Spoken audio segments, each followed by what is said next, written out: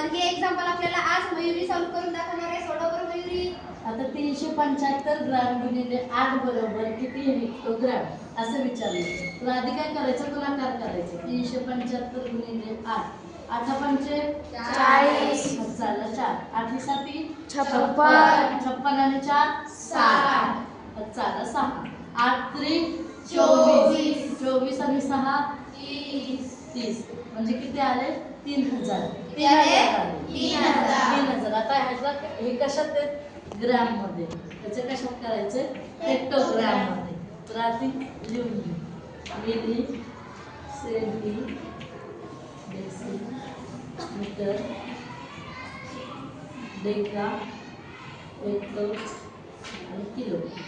आता हे काय ग्रॅम मध्ये, म्हणजे मीटर म्हणजेच काय असतं, ग्राम आणि लिटर.